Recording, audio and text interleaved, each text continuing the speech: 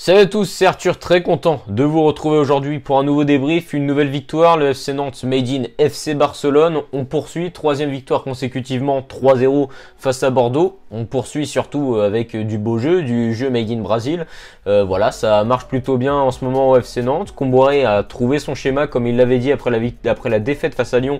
Et bah au final, ça avait beau être une défaite, ça a permis à Nantes quand même d'enchaîner 3 victoires consécutivement. Et c'est officiel, Nantes a enfin gagné à la Beaujoire, donc c'est un exploit. Depuis la création du club 1943, Nantes n'avait jamais gagné dans son stade. Non, plus sérieusement, ça faisait quand même 6 mois qu'on n'avait pas gagné chez nous quand même, hein, à Nantes, au stade de la Beaujoire. Et bah là, enfin on l'a fait, avec de la manière et surtout dans une finale pour le maintien face à Bordeaux. Match très très correct de l'ensemble de nos Nantais. Comment le match s'est déroulé? Bah plutôt bien. Nantes récupérait des ballons très hauts dès le début du match. On a senti que Bordeaux était inférieur à Nantes, littéralement, dans les duels, dans plein de domaines. On a revu un peu le même schéma qu'on avait vu face à Brest, même si on jouait moins en contre-attaque. Des fois, on profitait surtout des phases de transition. On sait qu'on a des joueurs rapides et très forts en 1 contre 1, Kolo Muani, Moses Simon sur les côtés, même Ludovic Blas. Bah, du coup, on a profité voilà, de ces joueurs-là pour devenir dangereux assez rapidement offensivement. Et puis, ça a plutôt bien marché, même très bien marché.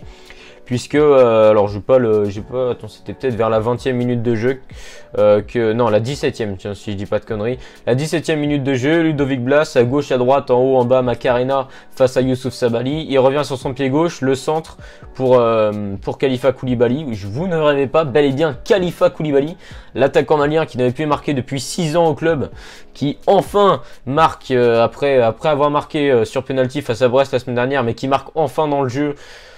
N'empêche que Khalifa Koulibaly, il termine mieux sa saison que ce qu'on avait vu depuis son arrivée au FC Nantes. Non, mais quand on se souvient quand même qu'il était assez décisif avec Vahid Halilhodžić, c'est que ça fait quand même plaisir de le revoir marquer des buts, parce que là c'est un vrai but d'attaquant. On peut pas lui enlever le fait qu'il était là au bon moment. On sait qu'il est géant, qu'il fait 1m97 et qu'il n'a pas besoin de sauter, mais au moins il est là pour reprendre les centres et puis pour permettre surtout à Nantes de confirmer son bon début de match et de mener 1-0 dès la première mi-temps. Derrière, Nantes a continué à proposer du jeu. Moi j'ai trouvé que Nantes était quand même plutôt sérieux, même s'il y a eu une petite baisse d'intensité dans les 2 dernières minutes avant la mi-temps, où Hwang a bel et bien failli égaliser, même si super intervention de Lafont sur une erreur de lecture et d'entente entre Corchia et Girotto. Hwang il avait réussi à bien se faufiler et Lafont est bien sorti. Et puis même si le ballon était peut-être sorti plus tôt, c'est Youssouf Sabaly qui juste avant a failli nous la mettre à l'envers, l'ancien Nantais, qui s'est retrouvé dans une position vraiment au point de penalty, avec l'occasion d'armer une reprise de volée, sauf que il a perdu l'équilibre, on ne sait pas ce qu'il a fait. En tout cas, il a envoyé le ballon à côté, et heureusement pour Nantes, parce qu'on revient à la mi-temps au vestiaire avec un avantage d'un but à 0. Donc ça, tu vois, ça met quand même plutôt bien à la mi-temps de se dire que tu as l'occasion d'enfin enchaîner 3 matchs, 3 victoires surtout, et d'enfin, pourquoi pas, gagner à la Beaujoire. Et bah voilà, on pouvait s'attendre à avoir une réaction d'orgueil des Bordelais en seconde mi-temps. Ça n'a absolument pas du tout été le cas. Même si Nantes a joué un petit peu plus bas en début de match et a profité de la vitesse de Kolo Muani, qui a été le danger numéro 1 en seconde mi-temps. Randal Kolo Muani qui il a mis une masterclass à Loris Benito en seconde mi-temps. La première fois, il me semble que ça a pas été sifflé, mais la seconde, bah voilà, il a vraiment surpassé en termes de vitesse Loris Benito. Il rentre dans la surface, Loris Benito qui le crochette, il le sait, le Suisse qu'il a fait faute. Penalty pour Nantes. Qui dit penalty dit notre nouveau Jordan Verretou des penalties, c'est Imran Louza. Il a l'occasion d'inscrire son 5e penalty de la saison, moment crucial pour les deux équipes. Ce penalty, s'il est marqué, je pense que ça scelle quand même pas mal de débats. Et bah, sans froid d'Imran Louza, c'est incroyable en ce moment. Je vais pas vous le cacher que ça me fait un plaisir dingue de le revoir à ce niveau-là, dans sa position préférentielle, former un duo comme ça avec Pedro Chirivella. Je pense qu'on en reviendra à la fin du match de ce duo-là, parce que même même dans le travail sans ballon, c'est assez incroyable ce qu'ils font tous les deux. Louza pour son 7e but de la saison. Voilà, donc son 5e penalty transformé, parfait. Imran Louza qui un sang-froid plutôt incroyable, je trouve.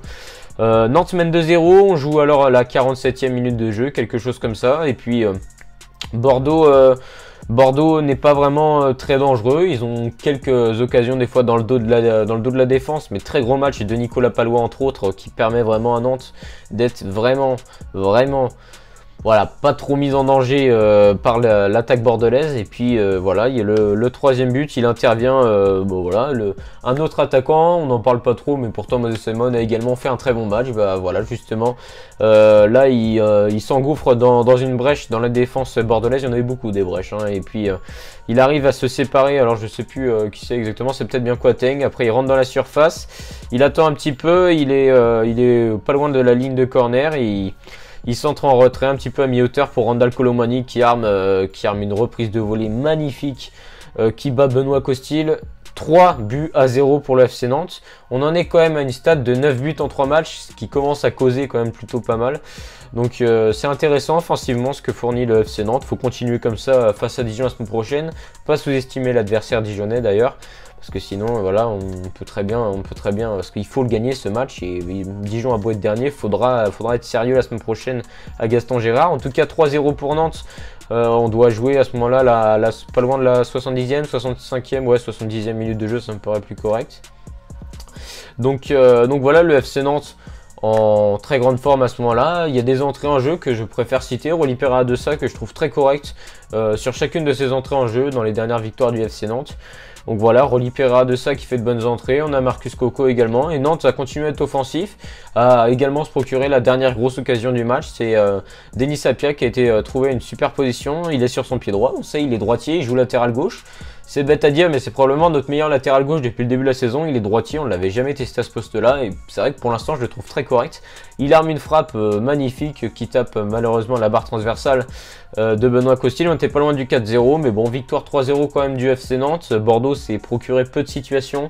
Nantes a assuré un match sérieux à tous les termes. Défense, milieu, attaque, tout ce que tu veux. Nantes a fait le match qu'il fallait faire. Victoire 3-0.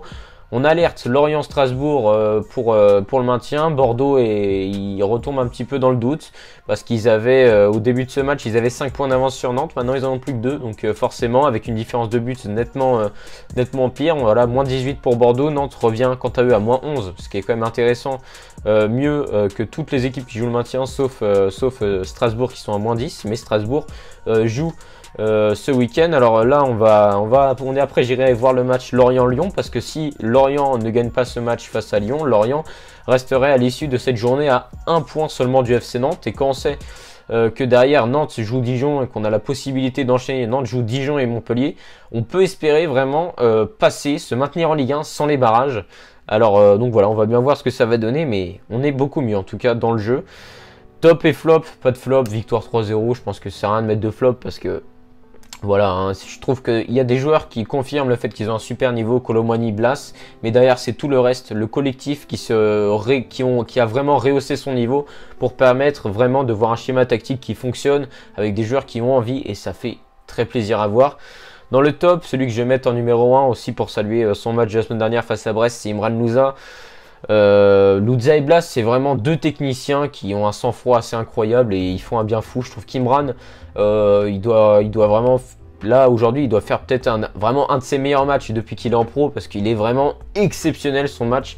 J'insiste vraiment là-dessus, c'est transversal propre, je trouve qu'il a progressé au niveau des passes et là on le sent vraiment bien quoi. D'habitude en sentinelle, au début on le voulait pas jouer parce qu'au début la technique de Nantes c'était de muscler un petit peu devant là son entrejeu avec tu mets des Abdoulaye Touré et puis du coup on mettait Imran Louza à côté, mais Louza voilà c'est pas un joueur très musclé, enfin très musclé dans le sens où c'est pas un joueur qui a un jeu très physique etc. C'est un joueur qui est là pour orienter le jeu, qui est là pour faire les efforts, il le fait très très bien. Le tandem Chirivella Louza aujourd'hui ça marche du tonnerre. Pourquoi? Parce que c'est des joueurs qui, je sais pas si vous regardez, moi j'aime bien regarder le travail sans ballon. Quand Bordeaux fait tourner, eux ils font des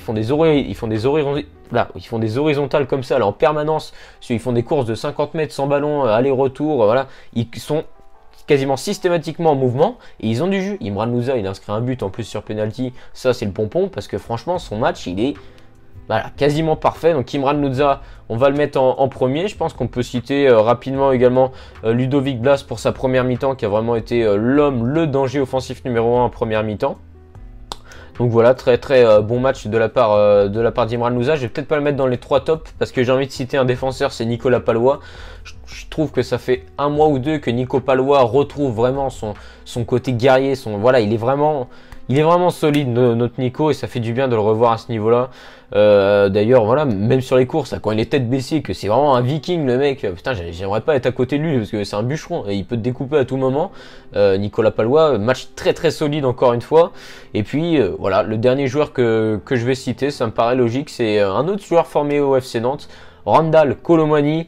On est obligé de le citer parce que encore une fois, il obtient un penalty. Et alors, j'y repense là, il me semble qu'il en a obtenu un face à Lens.